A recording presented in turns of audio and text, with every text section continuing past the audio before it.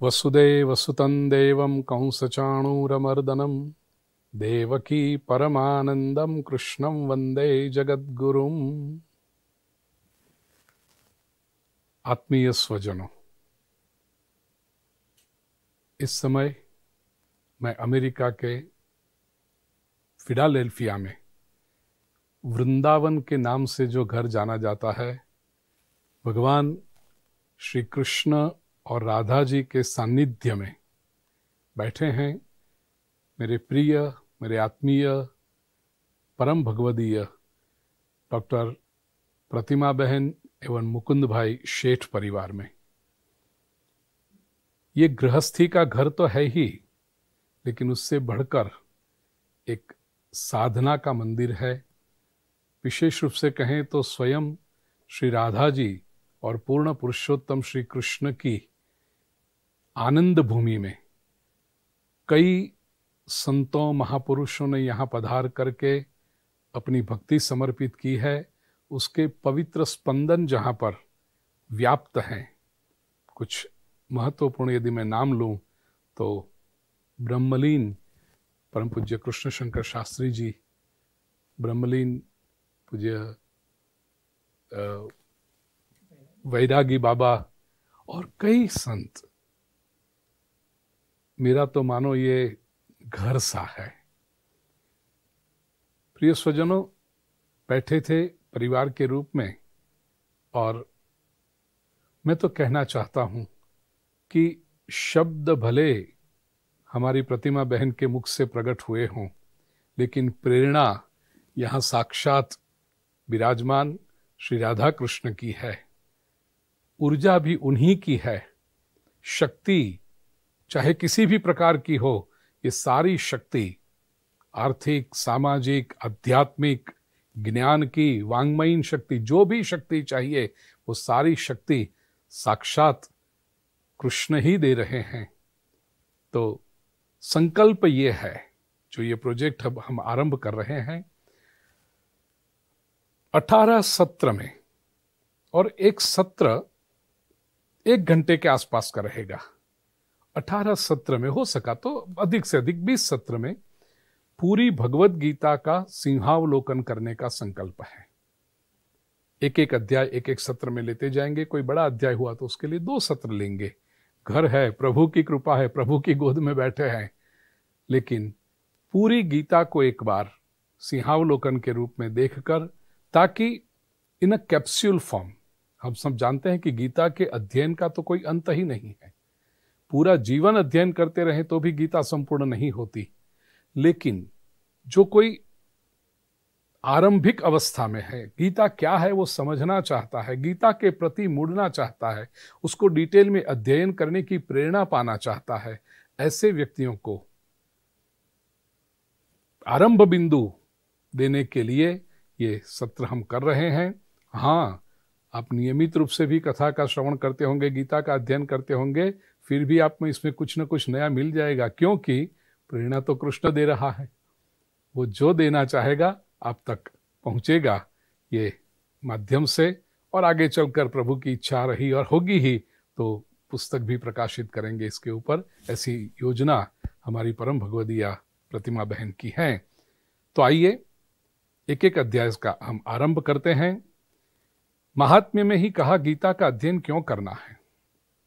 गीता शास्त्रमिदं पुण्यम यह पठेत प्रयतः पुमान विष्णु पदमवाप्नोति भय शोकादि वर्जितः। प्रिय स्वजनों, जो भी व्यक्ति प्रयत्न पूर्वक गीता शास्त्र का पठन करता है, अध्ययन करता है, उसको 2 फल प्राप्त होते हैं। एक, विष्णु पदम अवाप्नोति, विष्णु का पद प्राप्त होता है। विष्णु पद, इसका हम 2 प्रकार से उसके अर्थ कर सकते हैं। एक तो भक्ति मार्ग का जो अर्थ है, विष्णु के पद अर्थात विष्णु के चरणारविंद में उसको स्थान मिल सकता है। और ज्ञान मार्ग से अर्थ करें तो विष्णु पद, विष्णु की जो अवस्था है वो अवस्था, वो देवो भूत्वा यजेत देवम, भगवत्ता की प्राप्ति के लिए तो भगवान की आराधना है। तो वो विष्णु पद को ही प्राप्त कर सकता है, अर्थात विश्व के अणु अणु में स्वयं को व्याप्त अनुभव कर सकता है। मैं कोई मर्यादित ऊर्जा नहीं हूं, मैं परम तत्व की चेतना हूं। और ये परम तत्व की चेतना जो मुझ में समाहित है, तो उसमें और मुझ में कोई क्वालिटेटिव डिस्टेंस नहीं है, डिफरेंस नहीं है, अंतर नहीं है, गुणात्मक कोई अंतर नहीं है। यह मनुष्य को समझ में आएगा। वह जीवात्मा के रूप में अपनी मर्यादाओं को जो मान कर बैठा है और उसके कारण दुखी हो रहा है, वह छोड़कर परमात्मा की अनुभूति करेगा। यह विष्णु पद है। और भय शोकादि वर्जिता, उसके जीवन में से भय शोक ये सब चले जाएंगे। अब देखिए, पता नहीं संसार में आजकल इतना भय व्याप्त है, सब लोग डरे हुए हैं, सब लोग सहमे हुए हैं। कुछ भी करेंगे तो भय के कारण। मैं कल ही एक प्रवचन में कह रहा था कि विद्यार्थी विद्याभ्यास भी करता है, इवन स्टूडेंट इज स्टडिंग, तो क्या है उसका हित? भय है। मैं फेल हो जाऊंगा, मैं दूसरे से पीछे रह जाऊंगा, लोग मेरा मजाक उड़ाएंगे। वो भय के कारण पढ़ रहा है। उसको अध्ययन से प्रेम नहीं है, उसको ज्ञान संपादन करने का उत्साह नहीं है, भय के कारण। संसारी संपत्ति भी कमाएगा तो भी भय के कारण।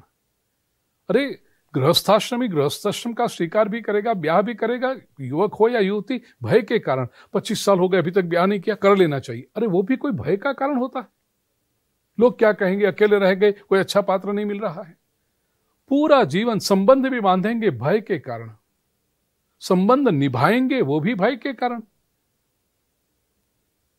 और वही भय फिर आता है भक्ति में। भगवान की भक्ति भी करते हैं तो भय के कारण, डरे हुए, ये नहीं करेंगे तो ये चला जाएगा, तबीयत खराब हो जाएगी, धंधा नहीं चलेगा, इसलिए मंदिर में जाओ, इसलिए नारियल चढ़ाओ, इसलिए पूजा करो। भला भक्ति का कारण कोई भय हो सकता है?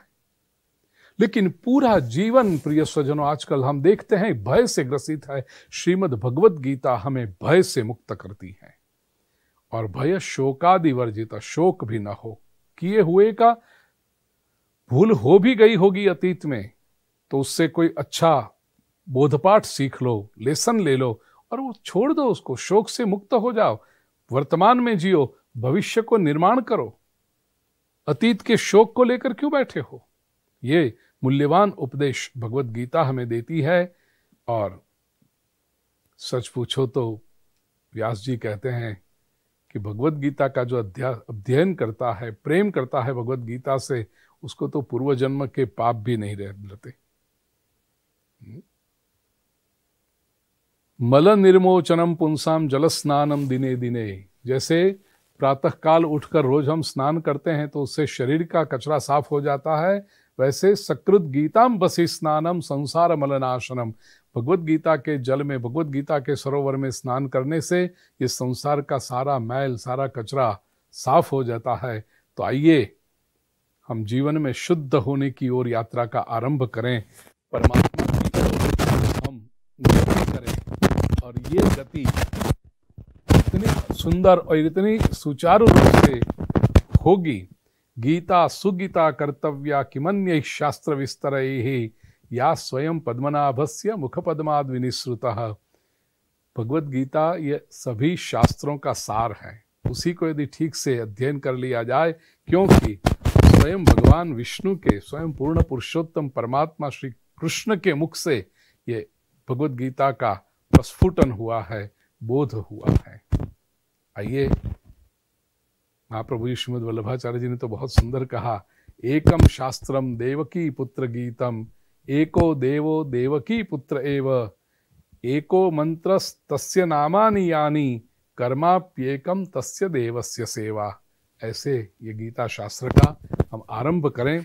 प्रिय स्वजनों, इस पूरी यात्रा को हम कहना चाहते हैं, भगवत गीता की जो यात्रा है वो प्रथम अध्याय विषाद से शुरू होकर के अंतिम अध्याय मोक्ष तक पहुंचती है। तो ये हमारी यात्रा गीता विषाद से मोक्ष तक श्री कृष्ण के संग, ठाकुर जी के संग, परमात्मा के संग, जिनके सानिध्य में हम यहाँ पर विराजे हैं, ऐसे ये प्रभु के संग भगवान श्री कृष्ण की यात्रा। आइए कृष्ण को प्रणाम करके, भगवान को वंदन करके इस यात्रा का मंगलमय हम आरंभ करें। गीता विषाद से मोक्ष तक श्री कृष्ण के संग। ओम श्री परमात्मने नमः। अथ प्रथमोऽध्यायः। धृतराष्ट्र उवाच धर्मक्षेत्रे कुरुक्षेत्रे समवेतायुयुत्सवः मामकाः पाण्डवाश्चैव किमकुर्वत संजय। प्रिय स्वजनों, प्रथम अध्याय it's more of a background कि किस संजोग में कैसे भगवत गीता के उपदेश की आवश्यकता पड़ गई यह समझाता है। महाभारत की कथा आपको पता है, बहुत संक्षेप में कहूंगा क्योंकि समय की मर्यादा में हम चलने वाले हैं। पांडवों के अधिकार पर आक्रमण करने का पातक धृतराष्ट्र ने किया है। हस्तिनापुर का राज्य पांडवों का था। संजोग ऐसे हुए, पांडु की मृत्यु हो गई, युधिष्ठिर आदि 5 भाई छोटे थे, तो धृतराष्ट्र को राज्य का ट्रस्टी बनाया गया उस शर्त के साथ कि भाई युधिष्ठिर जब बड़े हो जाएंगे तो उनका राज्याभिषेक करके उनको सिंहासन सौंप दिया जाएगा। धृतराष्ट्र ने जीवन भर हस्तिनापुर का ये राज्य युधिष्ठिर को न मिलकर दुर्योधन को कैसे मिले, यही योजना बनाई। धृतराष्ट्र शब्द का अर्थ ही समझ लीजिए, धृतम राष्ट्रम ये न स धृतराष्ट्र, जिसने राष्ट्र को पकड़ कर रखा है, जो राष्ट्र को छोड़ना नहीं चाहता। प्रिय स्वजनों, अपने अधिकार की संपत्ति जो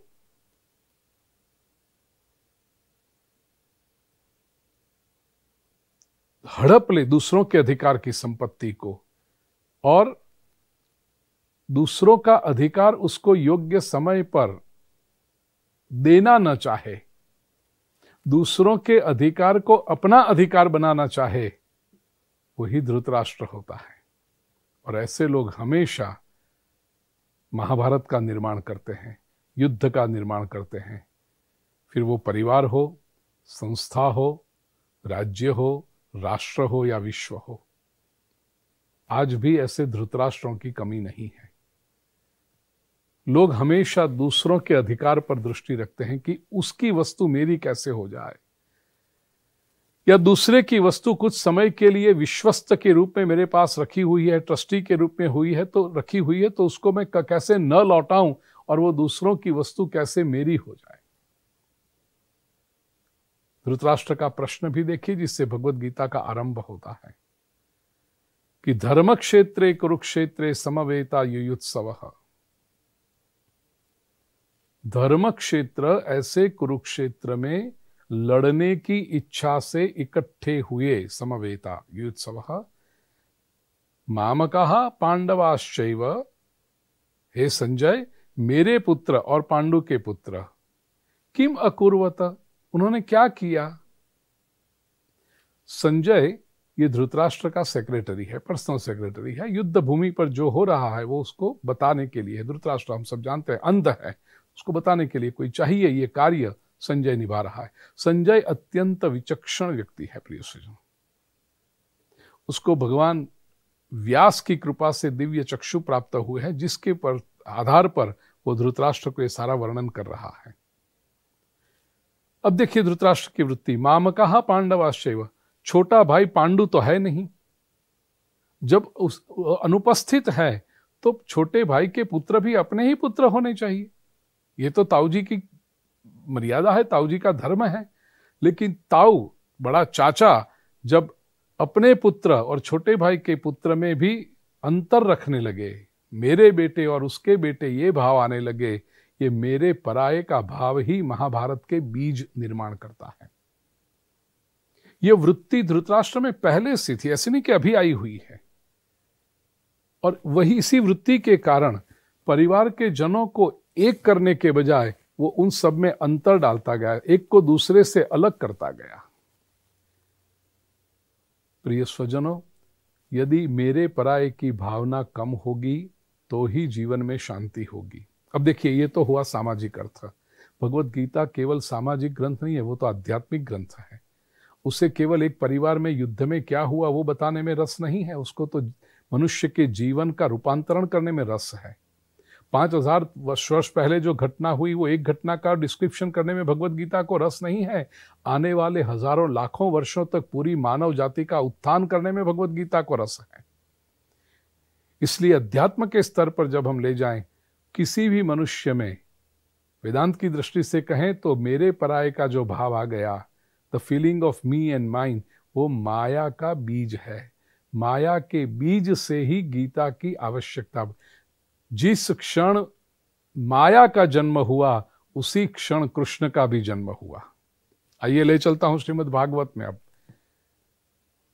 देवकी जी के गर्भ में अष्टम गर्भ के रूप में जब श्री कृष्ण पधारे और वहीं पर यशोदा के गर्भ में माया पधारी है। वसुदेव जी श्री कृष्ण को मथुरा से लेकर के गोकुल पधरा के आए नंद बाबा के वहां, और वहां से योगमाया को लेकर के मथुरा लाए, जिसको दूसरे दिन प्रातःकाल कंस ने मारने का प्रयास किया। तो तात्विक दृष्टि से देखो, ठाकुर जी जब आते पधारते हैं तब माया भी, दोनों साथ में चलते हैं। प्रकृति और पुरुष दोनों साथ में चलते हैं। प्रकृति ये माया है, पुरुष ये परमात्मा है। तो धृतराष्ट्र के मन में ये माया आई, माम कहा पांडवाश्चैव, मेरे और पांडु के पुत्र। इसी बात को गोस्वामी तुलसीदास जी ने रामचरितमानस में बड़े सुंदर रूप में राम गीता में समझाया है। जब भगवान राम जी को लक्ष्मण जी प्रश्न पूछते हैं कि माया क्या है, उसकी व्याख्या करते हुए प्रभु श्री रामचंद्र जी ने कहा मैं अरु मोर तोर ते माया, मैं और मेरा और तू और तेरा, इसको कहते हैं माया। धृतराष्ट्र के मन में यही है, मामकः पांडवाश्चैव। माया उत्पन्न हुई कि कृष्ण की आवश्यकता होगी ही, नहीं तो माया झंझट में ले जाएगी, माया संघर्ष कराएगी, माया अपनों को पराया बना देगी, और माया कभी परायों को अपना होने नहीं देगी। कृष्ण जो एकत्व की अनुभूति कराते हैं, कृष्ण जो एकत्व का दर्शन कराते हैं, और आनंद अपने पराये में कभी नहीं होता, आनंद हमेशा एक में होता है। संजय ने धृतराष्ट्र के प्रश्न का उत्तर देते हुए कहा कि दृष्ट्वा तो पांडवानीकम व्यूढ़म दुर्योधनस्तदा आचार्य मुपसंगम्य राजा वचनम अब्रवीत। यहां दुर्योधन के लिए राजा शब्द का प्रयोग करते हुए संजय कहता है कि पांडवों के सैन्य को देखकर थोड़ा सा घबराया हुआ है दुर्योधन। भाष्यकारों ने कहा कि विजय के लिए अधीरा हुआ है, उतावला हुआ है दुर्योधन, कि जल्दी युद्ध पूरा हो जाए, जल्दी मुझे विजय मिल जाए।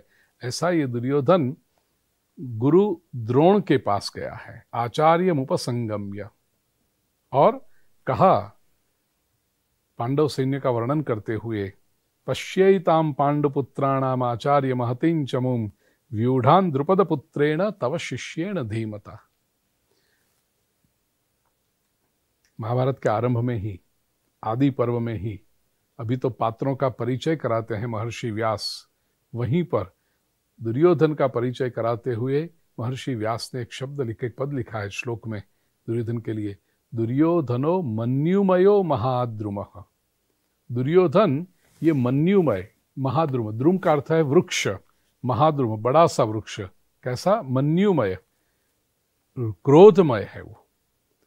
दुर्योधन स्वभाव से क्रोधी है, और जो व्यक्ति क्रोधी होगा, ह्यूमन साइकोलॉजी की दृष्टि से देखिए प्रिय सज्जनों, उसके मन में और कुछ दोष होंगे। जो क्रोधी होगा वो अधीरा होगा। दूसरा, जो क्रोधी होगा वो आत्मकेंद्री होगा, जो केवल अपना ही विचार करता होगा, सुख के लिए या दुख के लिए सभी में वो अपना विचार करता है। उसके जीवन के विचारों की शुरुआत स्व से होती है, और ऐसा व्यक्ति क्रोधी तुरंत, क्रोधी होगा वो स्वार्थी होना ही चाहिए, बिना स्वार्थ के व्यक्ति क्रोध क्या करेगा। क्रोधी होगा वो व्यक्ति मान की अपेक्षा अभिमानी होगा, क्योंकि मान की अपेक्षा है, उसको लगा कि उसकी सेल्फ इमेज में जरा सा भी फर्क आ रहा है, सेल्फ इमेज को जरा सा भी टेंट आ रहा है, डेंट आ रहा है, तो वो बहुत सावधान हो जाता है। तो ये क्रोधी व्यक्ति के लक्षण है। ये सारे लक्षण आपको दुर्योधन में दिखाई पड़ेंगे। He thinks too much of himself, his self image is blown out of the proportion. वो जो है उससे स्वयं अपने आप को बहुत अच्छा, बहुत प्रतिष्ठित, बहुत अधिक मानता है, और इसलिए अपनी जो एक्वायर्ड इमेज है उसमें कोई भी दोष वो सहन नहीं कर सकता। क्या पता हार आज हो जाए, क्या पता कोई मेरी निंदा कर ले, ये तो इसकी वजह से वो बार बार अधीरा हो जाता है, बार बार वो अपने मन का संतुलन खो देता है। और जैसे ही ये संतुलन खोता है तो दो रास्ते होते हैं। जो अपने से बराबर या तो नीचे वाले हैं उस पर वो आक्रोश करने लगता है, और थोड़े से जो बड़े लगते हैं उनके सामने जाकर के मानो वो शरणागत हो रहा हो, उनकी उसको आवश्यकता पड़ गई हो, ऐसी बातें करने लगता है। ये जरूरी नहीं कि मन में वो उनकी आवश्यकता समझता हो, but this is his defence mechanism. इसलिए यहां पर दुर्योधन ने जैसे ही सन्मुख दृष्टि पड़ी तो द्रोणाचार्य को देखा, पहुंच गया द्रोणाचार्य के पास, और द्रोणाचार्य के पास जाकर के दुर्योधन ने पांडव सेना का वर्णन करना शुरू कर दिया। अब देखिए, शांति से जरा सोचिए, द्रोणाचार्य जिन्होंने कौरव पांडवों को विद्याभ्यास कराया है, बाण विद्या सिखाई है, युद्ध शास्त्र सिखाया है, स्वयं इतने अनुभवी हैं, युद्ध मैदान में खड़े हैं, तो क्या द्रोणाचार्य ने स्वयं ये देखा नहीं होगा? क्या उन्होंने ये निरीक्षण नहीं किया होगा? अवश्य किया होगा। दुर्योधन को क्या जरूरत थी द्रोणाचार्य को जाके बताए कि पांडव सेना में ये लोग खड़े हैं? द्रोणाचार्य को पता चलाने के लिए नहीं, अपने हृदय की जो निर्बलता है, अपने हृदय का जो अधीरापन है, अपने अंतःकरण में जो आक्रोश आया हुआ है, डरा हुआ है, वो प्रकट करने के लिए ही just needs something to talk about. Duryodhan इसलिए द्रोणाचार्य के पास गया है। ऐसे ही आप भगवद गीता का अनुवाद पढ़ोगे तो आपको लगेगा कि दुर्योधन दोनों सेनाओं का वर्णन कर रहा है द्रोणाचार्य के पास। मैं सीधा आपसे प्रश्न पूछूं, द्रोणाचार्य वहीं तो खड़े हैं द्रोणाचार्य, क्या आवश्यकता थी? द्रोणाचार्य नहीं देखे हैं दोनों सैन्यों को? देखे हैं। तो इसमें प्रिय स्वजनों, अब दुर्योधन के मन की दुर्बलता को देखना, ये प्रकट हो रही है। और कहता है वो, शुरुआत भी कैसे की कि आपके प्रिय शिष्य द्रोण के पुत्र अश्वत्थामा ने जो सेना लगाई है वो देखिए। आप में से जिनको महाभारत का पता ना हो उनसे कह दूं, कौरव सेना के प्रथम दिन के सेनापति थे पितामह भीष्म, और पांडव सेना के 18 के 18 दिन, क्योंकि सेनापति बदलने की आवश्यकता ही ना पड़ी पांडवों को, 18 के 18 दिन सेनापति रहे हैं धृष्टद्युम्न, द्रौपदी का भाई, द्रुपद का पुत्र, ये धृष्टद्युम्न पांडव सेना का सेनापति रहा है। तो यहाँ जो दुर्योधन बात कर रहे हैं द्रोणाचार्य से कि धृष्टद्युम्न ने जो सेना लगाई है, धृष्टद्युम्न द्रुपद के पुत्र थे, द्रौपदी के भाई थे और द्रोणाचार्य के ही शिष्य थे। यहाँ पर दुर्योधन द्रोणाचार्य को इंस्टिगेट करना चाहता है, उत्तेजित करना चाहता है, क्योंकि दुर्योधन जानता है वो गलत है। प्रिय स्वजनों, कोई भी बुरा व्यक्ति जब बुरा काम करे, दुनिया के सामने तो भला काम कर रहा है ऐसा दिखावा करेगा, लेकिन उसके अपने अंतःकरण में तो वो जानता है ना कि वो बुरा काम कर रहा है, और उसको ये भी पता है कि भले लोग उसका साथ नहीं देंगे। दुर्योधन को पता है द्रोणाचार्य अच्छे व्यक्ति हैं, अर्थ से बंधे हुए हैं, किसी समस्याओं से, परिस्थिति से बंधे हुए हैं, जो महाभारत में पूरी डिटेल आती है, इसलिए वो कौरव पक्ष में खड़े हैं, लेकिन इमोशनली द्रोणाचार्य पांडवों के विरोधी नहीं है। दुर्योधन के पक्ष में युद्ध कर रहे हैं, लेकिन द्रोणाचार्य की संवेदनाएं पांडवों के साथ हैं। अब जब कोई व्यक्ति दिल से युद्ध न करे, सॉफ्ट कॉर्नर प्रतिपक्ष के प्रति हो, की तरफ हो, तो वो युद्ध कैसे करेगा? द्रोणाचार्य के मन में पांडवों के प्रति जो सॉफ्ट कॉर्नर है उसको दूर करने के लिए दुर्योधन को ऐसे शब्द प्रयोग करने पड़ रहे हैं कि तव शिष्येण धीमता, तुम्हारा जो बुद्धिमान शिष्य है उसने वो किया है। द्रोणाचार्य के साथ जो सूक्ष्म शत्रुता थी वो भी याद करा दी। तो ये दुर्योधन ने कहा, और फिर कहा त्रशूरा महेश्वासा भीमार्जुन समायुधि युधानो विराट। पांडव पक्ष के सैनिकों का वर्णन किया है 6ठे श्लोक तक। 3 श्लोकों में पांडव सेना का वर्णन करते हुए फिर दुर्योधन को लगा कि मैं अपने सैन्य के एक महारथी के सामने प्रतिपक्ष की महत्ता इतनी कर रहा हूं, ये तो योग्य ना होगा। तो एक श्लोक में उसने कहा कि अब मैं अपने सैन्य के नायकों का वर्णन करूं। कौन से हैं? 8वें श्लोक में उसने नाम का लिस्ट दे दिया, और उसमें भी पहला नाम द्रोणाचार्य का ही लिया, क्योंकि द्रोणाचार्य सामने खड़े हैं। तो कहा भवान, आप हैं मेरे सामने, मेरे सैन्य में। फिर भीष्म, कर्ण, कृपाचार्य समिति, ये सब कहा। अश्वत्थामा, विकट। द्रोणाचार्य के सामने वर्णन कर रहा है, इसलिए द्रोणाचार्य के पुत्र का संदर्भ लेना वो न भूला कि आपका पुत्र भी मेरे सैन्य का महारथी है। सौमदत्तिस्तथैव च, और बहुत सारे शूर। लेकिन देखिए प्रिय स्वजनों, क्रोधी दुर्योधन का अभिमान कैसे, मैंने कहा ना, क्रोध और अभिमान हमेशा साथ में जाते हैं। जो व्यक्ति जितना क्रोधी होगा, समझ लेना उतना अहंकारी होना ही चाहिए। साधना के पथ में बात करूं, आप जितना अपने अहंकार पर अंकुश लेते जाएंगे, उतने उतने आपके मन के अन्य जो विकार है उसमें क्रोध भी है, वो भी कम होता जाएगा। जितना अहंकार संयम में, उतना क्रोध कम, उतनी चिंता कम, उतनी निराशा कम। यहां दुर्योधनो मन्युमयो महाद्रुम, जो महाभारत के व्यास महर्षि ने कहा है, इसका अहंकार देखिए। वो कहता है मम सैन्य मदर्थे त्यक्त जीविता, मेरे लिए अपने प्राणों की परवाह छोड़ करके, अपने जीवन का त्याग करके यहां आकर खड़े हुए ये लोग हैं। नाना शस्त्र, तो मेरे, पांडव पक्ष ने कभी नहीं कहा कि मेरे लिए। पांडव पक्ष में स्वयं अर्जुन भी कहता है कि प्रभु मैं तो आपकी आज्ञा से लड़ रहा हूं, मैं तो धर्म के लिए लड़ रहा हूं, मैं तो सत्य की प्रतिष्ठा के लिए लड़ रहा हूं, अपने लिए कहां लड़ रहे हैं। जीवन, ये स्वजनों, तात्विक दृष्टि से देखो, जीवन भी कोई कम युद्ध नहीं है। जीवन में भी कदम कदम पर चैलेंजेस हैं, पद पद पर। जीवन किस लिए जी रहे हैं? कोई व्यक्ति कहेगा मेरे लिए जी रहा हूं, वो दुर्योधन के पक्ष का व्यक्ति हो जाएगा।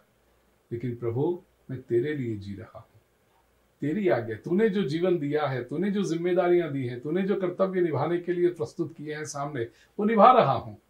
तो जीवन भी एक आनंददायी यात्रा बनेगी। जो अपने लिए जीता है वो संघर्ष करता है, जो कृष्ण के लिए जीता है वो उत्सव मनाता है। तय आपको करना है, जीवन को संघर्ष बनाना है या उत्सव बनाना है। हो सके उतना जीवन में से यदि अहंकार को कम करते जाएंगे, प्रिय स्वजनों, अनुभव से कहता हूं, साधना के मार्ग पर कुछ कदम चल के जो प्राप्त हुआ है प्रभु कृपा से, उसके आधार पर कहता हूं, आपका जीवन एक उत्सव बन जाएगा। हमारे जीवन को एक दीर्घकालीन उत्सव बनाना ये हमारे हाथ में है। अहंकार को छोड़ें, कृष्ण के शरण में चलें। तो दुर्योधन कह रहा है अपर्याप्त, अपने सैन्य का वर्णन करते हुए, अपर्याप्तम तदस्माकम बलम भीष्माभिरक्षितम, हमारा सैन्य तो अपर्याप्त है, पांडवों का सैन्य तो पर्याप्त है, मर्यादित है। एक एक श्लोक के पीछे बहुत डिटेल के वर्णन भी है। प्रिय स्वजनों, ये पूज्य श्री भाई चैनल आप पढ़ देखोगे तो उसमें गीता के ऊपर विविध प्रवचन है, उसमें एक एक श्लोक में डिटेल में भी प्रवचन आपको मिलेंगे। ये तो एक अलग दृष्टिकोण से हम कर रहे हैं, इसलिए आगे चलें। भीष्म ने देखा कि दुर्योधन घबराया हुआ है। पितामह भीष्म का कर्तव्य था कि युद्धों में उत्साह भरे। तस्य संजनयन हर्षम कुरु वृद्ध पितामह, तस्य दुर्योधनस्य, उसके उत्साह को बढ़ाने के लिए पितामह भीष्म ने शंखनाद किया है। सेनापति के रूप में पितामह भीष्म ने शंखनाद किया, उसके साथ युद्ध का विधि पूर्वक आरंभ हो गया। Formal inauguration of war according to the war discipline. Ruling party का कमांडर इन चीफ जब शंखनाद करे, अनाउंस करे, तो युद्ध का आरंभ होता है। भीष्म के शंखनाद के साथ युद्ध का जब आरंभ हुआ तो जैसे भीष्म ने शंखनाद किया, कौरव पक्ष के सैनिकों ने एक साथ में ततः शंखाश्च भैर्यश्च प्रणवानक गोमुखा सहसैवाभ्यहन्यन्त, एक साथ में सब शंखनाद किया है। सशब्दस्तुमुलो भवत, ये शब्द बहुत भयंकर हुआ। फिर 14वें श्लोक में ततः श्वेतैर्हयैर्युक्ते महति स्यन्दने स्थितौ माधवः पाण्डवश्चैव दिव्यौ शंखौ प्रदध्मतुः। ततः देन, प्रिय स्वजनों, केवल ये पहले 13 श्लोकों की बात होती तो हमें कोई इसमें इंटरेस्ट नहीं था कि हम इसमें आगे चलें। मानवता की यात्रा चली, भक्ति की यात्रा चली, आध्यात्मिक साधना में उन्नति की बात चली। क्यों?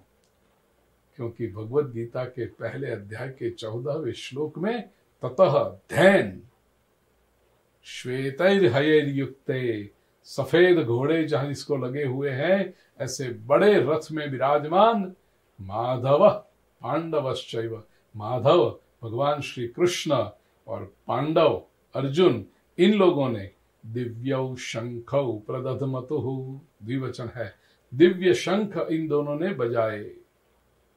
भगवान ने कौन सा शंख बजाया? पांचजन्यम ऋषिकेशो, भगवान ऋषिकेश ने पांचजन्य शंख बजाया है। अब जरा सोचिएगा, कौरव पक्ष के सेनापति भीष्म ने शंख बजाया, उसके बाद पांडव पक्ष में सबसे प्रथम शंख श्री कृष्ण ने बजाया है। महाभारत की कथा आप जानते हैं। वॉर डिसिप्लिन के अनुसार श्री कृष्ण का स्टेटस क्या था? भगवान कर्तव्य क्या निभा रहे थे? अर्जुन के सारथी थे। He was a charioteer. He was not even a warrior in this war, क्योंकि उन्होंने तो कह दिया था मैं युद्ध लड़ूंगा नहीं, मैं तो शस्त्र धारण भी नहीं करूंगा।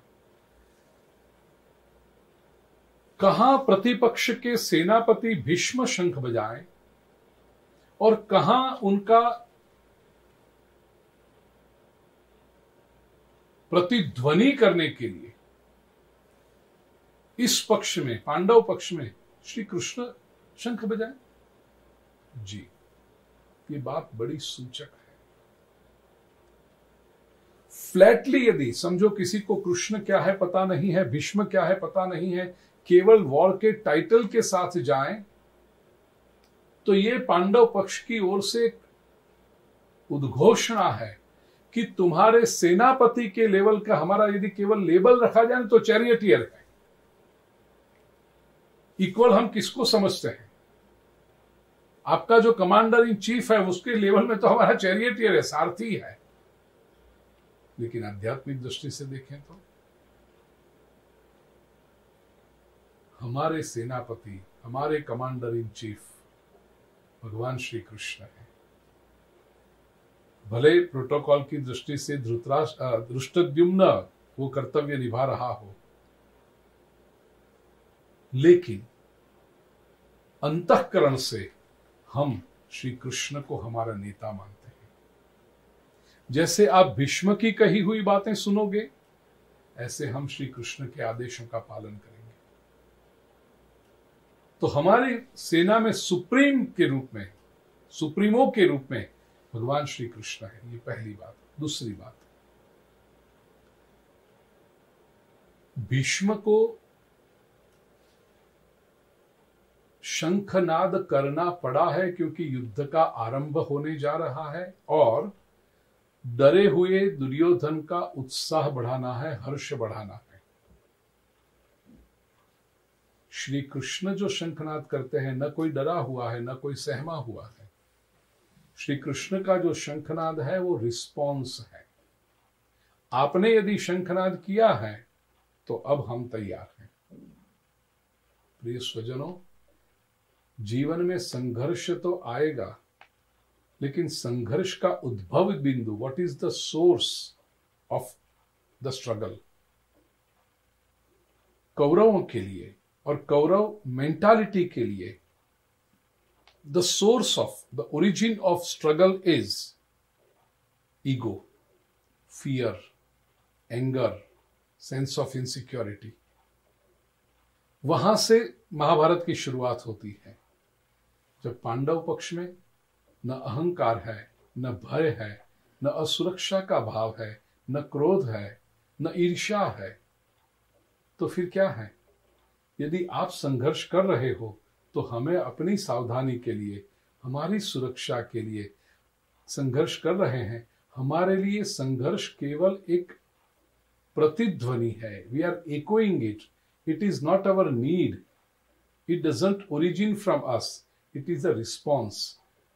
प्रतिभाव है, प्रतिक्रिया भी नहीं। It is not even reaction. It is response. महापुरुषों के जीवन में विपरीतताएं आती हैं प्रिय स्वजनों, लेकिन वो विपरीतताओं का आरंभ बिंदु वो महापुरुष स्वयं नहीं होते। उनके जीवन में दिखाई पड़ने वाली विपरीतता भी उनका केवल रिस्पॉन्स होता है परिस्थिति के प्रति। और इसलिए विपरीत परिस्थिति में भी महापुरुष, ज्ञानी, तेजस्वी लोग स्वस्थ रहते हैं, शांत रहते हैं, because they are just responding. ये चॉइस हमें है। जीवन में संघर्ष आए, आप उसको किस रूप में, वो पगड़ी सीधी आप अपने सर पर पहन लेना चाहते हो कि ये मेरा संघर्ष, तो आप तो अहंकार के शिकार बन गए, अब तो फंसे उसमें। लेकिन उस परिस्थिति को, उस चैलेंज को केवल एक रिस्पॉन्स के रूप में यदि आप लोगे, अपने अहंकार को इन्वॉल्व किए बिना परमात्मा के द्वारा दी गई एक दायित्व के रूप में, एक जिम्मेदारी के रूप में, कर्तव्य के रूप में लोगे, तो उस संघर्ष में भी आप स्वस्थ रह पाओगे, परमात्मा की कृपा और मार्गदर्शन निरंतर पाते रहोगे और जीवन में स्वस्थता और शांति का अनुभव भी करते रहोगे। तय करना, हम दुर्योधन की स्थिति में रहना चाहते हैं या अर्जुन की स्थिति में रहना चाहते हैं। अर्जुन की स्थिति होगी तो भगवान श्री कृष्ण का छत्र, उनका आशीर्वाद, उनका कवच हमारे आसपास हमेशा मिलेगा। इतना ही नहीं, हमारा ध्यान कदाचित न भी रहा तो कृष्ण का ध्यान हमारी रक्षा के लिए रहेगा। जबकि दुर्योधन बन के रहोगे तो सब ध्यान रखना पड़ेगा, सब टेंशन रखना पड़ेगा, सब स्ट्रेस रखना पड़ेगा। जीवन में अर्जुन बनने में जो आनंद है ना, वो अनूठा है। भगवत गीता की यात्रा से यदि हम अपने भीतर के अर्जुन को जागृत कर सकें, अपने भीतर के दुर्योधन से मुक्त हो सकें, तो भी ये बहुत बड़ी उपलब्धि होगी। भगवान श्री कृष्ण ने शंखनाद किया है, उसके साथ अर्जुन और अन्य पांडवों ने भी शंखनाद किए। भीम ने बजाया, युधिष्ठिर ने बजाया, नकुल सहदेव ने बजाया है, शिखंडी ने बजाया, धृष्टद्युम्न ने बजाया, विराट ने, सात्यकी ने बजाया। अंत में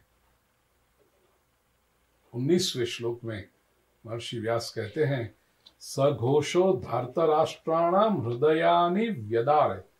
18वें श्लोक में कहा, सौभद्रश्च महाबाहु शंखान ददमुख पृथक पृथक। ये तुलना करने जैसी है प्रिय स्वजनों। भगवत गीता का पुस्तक पास में रखेंगे तो आपको अधिक आनंद आएगा ये प्रवचन सुनते समय। देखिए, प्रथम अध्याय के 13वें श्लोक में कहा कि पितामह भीष्म ने जैसे ही शंख बजाया कि कौरवों के सैन्य ने एक साथ में सब बजाए शंख। सहसैवाभ्यहन्यन्तस्य शब्दस्तुमुलो भवत्। वहां फिर किसी दूसरे ने नहीं देखा कि कौन बजा रहा है, मैं भी बजाऊं, क्योंकि उसमें मैं है। सबने एक साथ में शंख बजाया, वो शब्द भयंकर हुआ अवश्य। शब्दस्तुमुलो भवत्, तुमुल का अर्थ है भयंकर, लेकिन उसका कोई परिणाम नहीं आया। जबकि 19वें श्लोक में प्रभु कहते हैं, 18वें श्लोक में महर्षि व्यास कहते हैं कि पांडवों के पक्ष में जो शंखनाद भी हुआ वो अनुशासन से हुआ, डिसिप्लिन से हुआ। सौभद्रश्य महाबाहु शंखान दधमु पृथक पृथक, अलग अलग बजाए। तो एक तो सभी को महत्व मिला, दूसरा, एक व्यक्ति ने देखा कि वो क्या कर रहा है, बाद में मैं करूं, तो उसमें एक संतुलन है, एक रिदम है, कोऑर्डिनेशन है, ये बात आई। एक साथ में शपू करके बजाने लगे, उसका क्या, यहां तो इसने पूरा किया फिर इसने बजाया, इन्हें पूरा किया फिर इसने बजाया, तो पृथक पृथक हुआ, उसका परिणाम क्या हुआ? कोऑर्डिनेशन के साथ काम हुआ तो उसका परिणाम क्या हुआ? सघोषो धार्तराष्ट्राणाम हृदयानि व्यदारयत। वो जो शंखनाद का घोष था वो धार्तराष्ट्र कौरवों के हृदय को चीर डालने वाला बना। See this is the result. प्रिय स्वजनों, अहंकारी लोग कभी एक दूसरे की परवाह नहीं करते, वो तो बस अपनी ही बजाते रहते हैं। इसलिए एक साथ में चिल्लाएंगे बहुत, भयंकर दिखेंगे बहुत, लेकिन परिणाम नहीं आता है। जबकि श्री कृष्ण के मार्गदर्शन में, श्री कृष्ण के नेतृत्व में जो इकट्ठे हुए हैं और अनुशासन से काम करते हैं, कोऑर्डिनेशन से काम करते हैं, उसका परिणाम आता है। कौरवों के हृदय को चीर डाला है। नभश्च पृथ्वीं चैव तुमुलो व्यनुनादयन। पृथ्वी और आकाश तक उसके तुमुल दोनों हुए, लेकिन एक तुमुल से कोई असर नहीं पड़ा। 13वें श्लोक में भी देखो तुमुल शब्द बताया है कौरवों के शंखनाद का, लेकिन तुमुल होने के बाद, भयंकर होने के बाद भी उसका कोई प्रभाव नहीं पड़ा। और पांडवों का भी तुमुल हुआ और प्रभावी भी हुआ। सच पूछो तो युद्ध तो जीत गए यहीं पर। कौरवों के हृदय को ही यदि चीर डाला तो फिर बाकी क्या बचा? शंखनाद करते ही पांडवों ने इमोशनली, संवेदना से कौरवों को नष्ट कर डाला। ये परिणाम आया है। अब अथ व्यवस्थितान दृष्ट्वा, सब व्यवस्थित अरेंज हुए देख करके अर्जुन ने धनुष्य उठाते हुए भगवान श्री कृष्ण से कहा है। और 21वें श्लोक में अर्जुन के शब्द, सेनयोरुभयोर्मध्ये रथं स्थापयमेच्युत। हे अच्युत, उभयोः सेनयोः मध्ये में रथम स्थापय। दोनों सेनाओं के बीच में मेरे रथ को ले जाइए। यावदेतान निरीक्षे हम युद्ध कामान अवस्थितान। अब मैं देख लूं कि यहां पर लड़ने के लिए कौन इकट्ठे हुए हैं। लेकिन 21वें श्लोक को जरा ध्यान से आप चिंतन करना। अर्जुन ने भगवान श्री कृष्ण को भगवत गीता में जो सबसे पहला संबोधन किया है वो कहा है अच्युत। दोनों सेनाओं के बीच में। कृष्ण के तो कई नाम हैं। हमारे गुजराती में भजन है, हरि तारा नाम 6000 कया नामे लखवी कंकोतरी। हजारों नामों में से अर्जुन को यहां पर भगवान श्री कृष्ण का यही नाम याद आया है, अच्युत।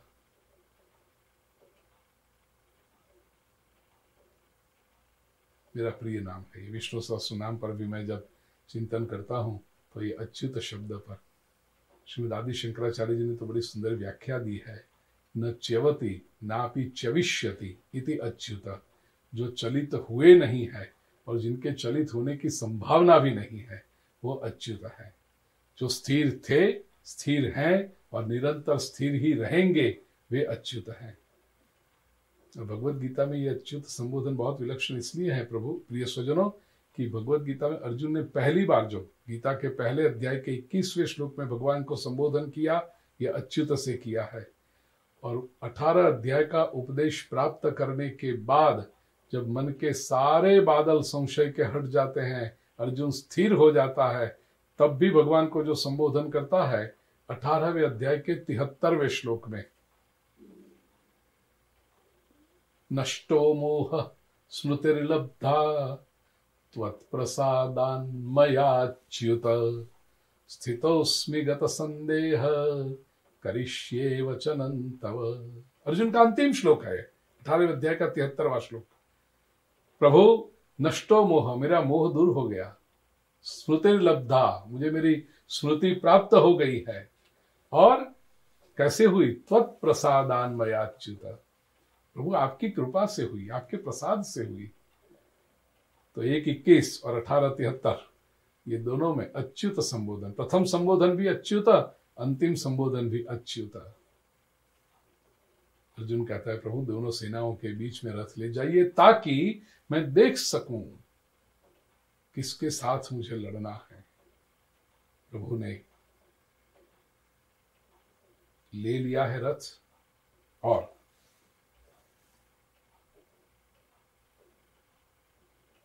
अर्जुन कहता है युत्स्यमाना नवेक्षेहम ये तेत्र समागता धर्तराष्ट्रस्य दुर्बुद्धिर युद्धे प्रिय चिकीर्षव।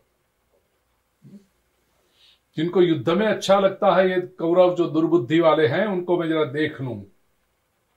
अर्जुन ने जब प्रभु से कहा तो प्रभु ने सारथी धर्म निभाते हुए रथ को दोनों सेनाओं के बीच में ले आए हैं। संजय वर्णन करता है सेनयोर उभयोर मध्ये स्थापयित्वा रथोत्तमम, उत्तम रथ को स्थापित किया है।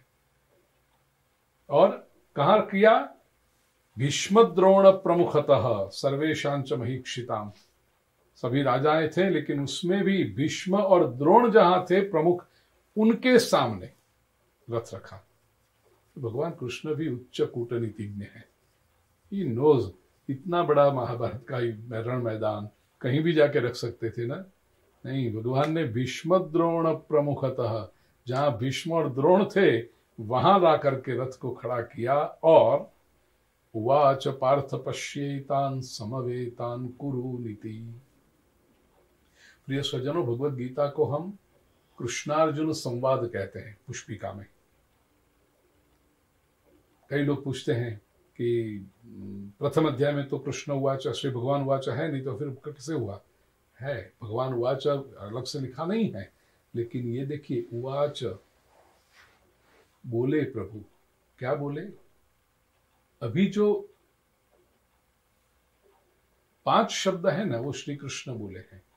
भगवत गीता के प्रथम अध्याय के 25वां श्लोक में उवाच के बाद as a comma, inverted comma, Partha exclamation, पश्य एतान समवेतान कुरून, इन्वर्टेड कॉमा ओवर इति। पार्थ पश्येतान समवेतान कुरून, इतने शब्द, ये 5 शब्द भगवान श्री कृष्ण के हैं। एतान समवेतान कुरून पश्य, श्री कृष्ण कहते हैं एतान, ये बहुवचन, समवेतान इकट्ठे हुए, कुरून कौरवों को, पश्य देख। ये मैं बार बार रिपीट इसलिए कर रहा हूं प्रिय स्वजनों, जरा ध्यान रखना, इसके ऊपर आगे के श्लोक का चिंतन आता है। इसके ऊपर पूरी भगवत गीता टिकी हुई है। इसके ऊपर अर्जुन के मन में जो विषाद आया है, अर्जुन के मन में जो विकार उत्पन्न हुआ है, वो इसी, क्योंकि इन शब्दों को वो समझ नहीं पाया। भगवान के शब्द अति मूल्यवान होते हैं। भगवान के शब्द अति ध्यान से सुने जाने चाहिए। भगवान के शब्द भगवान ने जिस अर्थ में कहे उसी अर्थ में ग्रहण किए जाने चाहिए। यदि हमने अपना इंटरप्रिटेशन उसमें डाल दिया, हमने अपना रंग उसको चढ़ा दिया, तो हम भटक जाएंगे। और यही बात यहां अर्जुन की हुई। श्री कृष्ण ने बहुत स्पष्ट रूप में कहा, अर्जुन, पार्थ, पश्य एतान समवेतान कुरुन, ये इकट्ठे हुए कुरुओं को देख। ठीक है, अब देखिए, तत्रापश्य स्थितान पार्थ पितृन्नत पितामहान आचार्यान मातुलान भ्रातृन पुत्रान पौत्रान सखींस तथा। संजय वर्णन करता है कि वहां पर फिर अर्जुन ने दोनों सेनाओं में देखा, चारों तरफ नजर जब दृष्टि घुमाई तो क्या देखा है? पूरे रिलेटिव्स का लिस्ट बता दिया। शशुरान सभदश्चैव सेनयोरुभयोरपि, दोनों सेनाओं में सभी अपने अपने लिए। और तान समीक्ष्य स कौन्तेय सर्वा बंधुन अवस्थितान, उन सबको देख करके कृपया परयाविष्टो विषीदन्निदम अब्रवीत, करुणा से घिरा हुआ ये अर्जुन विषाद युक्त होकर के कहने लगा। 28वें श्लोक में अर्जुन कहता है, दृष्ट्वेमं स्वजनं कृष्ण युयुत्सुम समुपस्थितम। हे कृष्ण, समुपस्थितम युयुत्सुम स्वजनम दृष्ट्वा, दृष्ट्वेमं, दृष्ट्वा इमम, इनको देख करके अर्जुन ने कहा स्वजनम, मैं तो स्वजनों को देखा। दृष्ट्वा इमम स्वजनम कृष्ण। देखिए अब तुलना कीजिए, 25वें श्लोक में भगवान श्री कृष्ण ने कहा, पार्थ एतान समवेतान कुरून पश्य। एतान इधर इकट, ये समवेतान इकट्ठे हुए, कुरून कुरुओं को देख। और अर्जुन क्या कहता है, इमम, वहां एतान का इमम भगवान ने संबोधन किया था पार्थ, तो यहां अर्जुन करता है कृष्ण, चलो हो गया। दृष्टवा पश्य, वो भी हो गया। कृष्ण ने कहा था कुरून पश्य, अर्जुन कहता है स्वजनम दृष्टवा। ये कुरून और स्वजन, बस यहीं पर फर्क पड़ गया। श्री कृष्ण ने अर्जुन से कहा था कुरुओं को देख। कुरु कुरु कुरु अर्थात जो करता हूं, मैं करता हूं, ये भाव से लेते हुए लोगों को देख। करोति इति कुरु, कुरु कुरु कुरु कुरु करके करते करते करते रोते रहते हैं, अस्वस्थ होते रहते हैं, चिंता युक्त होते रहते हैं, अपने ऊपर संघर्ष झेलते रहते हैं, दुखी होते हैं और अन्यों को करते हैं, ये सब कुरु हैं। भगवान ने कहा तू इनको देख। और अर्जुन ने क्या देखा, स्वजनम। अब भगवान ने दिखाया कुछ, अर्जुन ने देखा कुछ, इसलिए तो दिक्कत खड़ी हो गई। श्री कृष्ण जो कहा कि कुरुओं को देख, यदि अर्जुन कुरुओं को ही देखता तो सीधे लड़ने लग जाता। अर्जुन ने स्वजनों को देखा और इसीलिए दिक्कत खड़ी निर्माण हुई। सीदंति मम गात्राणि मुखंच परिशुष्यति। प्रिय स्वजनों, श्री कृष्ण हमें एक इंडिपेंडेंट दृष्टि देना चाहते हैं, एक निष्पक्ष दृष्टि देखना चाहते हैं। प्रभु हमें वास्तविकता का दर्शन कराना चाहते हैं। यूं नहीं कि ये स्वजन नहीं थे, स्वजन थे, लेकिन कृष्ण ने देखा अब इस समय तुम्हें स्वजन नहीं देखना है, इस समय तुम्हें उनके विकारों को देखना है, उनकी जो जिसके कारण वो यहां समस्या में आके खड़े हैं, युद्ध के मैदान में आके खड़े हैं, वो तुम्हें देखना है। जैसे डॉक्टर्स मेरे सामने बैठे हैं, कोई सर्जन हो, मेडिकल सर्जन, और उसको कहा जाए कि look you have to treat a patient, तुम सर्जरी करने जा रहे हो, ओपन हार्ट सर्जरी करने जा रहे हो, वो पेशेंट तुम्हें देखना है। अब सर्जरी करने के लिए जैसे ही अपना वो शस्त्र जो भी होगा, कैंची या जो हाथ में ले, और अरे ये तो मेरा भाई है, हाथ कांपने लगेगा कि नहीं कांपने? कुछ भूल हो गई तो, कुछ ये हो गया तो, जैसे ही भाई आ गया कि हाथ कांपना। अभी तक उसने कई सर्जरी कर चुका है, वो जब सर्जरी करते वक्त वो ये समझता है कि वो पेशेंट है, I have to treat the patient, I am capable, मुझे I am educated, I am blessed with the science, तो उसको दिक्कत नहीं है। लेकिन पेशेंट देखने की जगह भाई देखने लगा तो हाथ कांप गया। यहां अर्जुन का यही हुआ है। श्री कृष्ण ने कहा था समवेतान कुरून पश्य, ये सब इस समय विकारग्रस्त है अर्जुन, और तुम्हें उनके विकारों को दूर करना है ताकि संसार में धर्म राज्य की स्थापना हो सके। अर्जुन ने विकार नहीं देखे, अर्जुन ने स्वजनों को देखा, और स्वजन देखा इसलिए बीमारी दूर करना तो बात भूल गई, अर्जुन स्वयं बीमार हो गया। अर्जुन स्वयं कांपने लगा। सीदंति मम गात्राणि मुखंच परिशुष्यति वेपथुश्च शरीरे में। और अब ये युद्ध क्यों न करें, उसके बहाने अर्जुन ढूंढने लगा। जिसको परिवर्तन लाना था उसको ही अब परिवर्तन की आवश्यकता पड़ गई। बस यही भूमिका भगवत गीता की है प्रिय स्वजनों। और अर्जुन बुद्धिमान है, इसलिए युद्ध नहीं करना चाहता। वो जानता है कि क्षत्रिय के रूप में युद्ध न करना उसके लिए वो योग्य बात नहीं होती, इसलिए अपनी बुद्धि से अयोग्य विचार को भी रैशनलाइज करना चाहता है, योग्य ठहराना चाहता है, इसलिए कारण देने लगता है कि युद्ध करेंगे तो अधर्म होगा, अधर्म का परिणाम कैसा आएगा। ये जो कारण बताए हैं अर्जुन ने बिल्कुल सही कारण बताए हैं, लेकिन सही कारण योग्य जगह पे अयोग्य जगह पे आ जाए तो वो अयोग्य बन जाते हैं।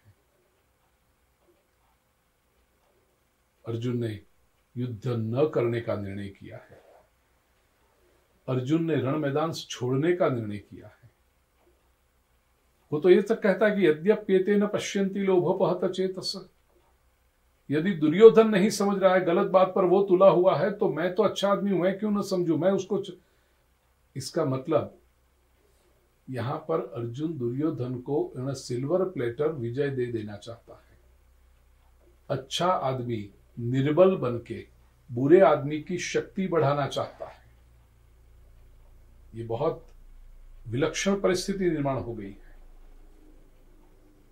अच्छे आदमी का कर्तव्य होता है कि बुरे का विरोध करे। धर्म का ये सामर्थ्य होना चाहिए कि अधर्म को दबाए। उसके बदले धर्म स्वयं निर्बल होकर के अधर्म की शक्ति बढ़ाने को अपना कर्तव्य समझ रहा है। ये स्थिति में जब अर्जुन आ गया और कहा उसने तो कि मैं तो नहीं लड़ूंगा प्रभु।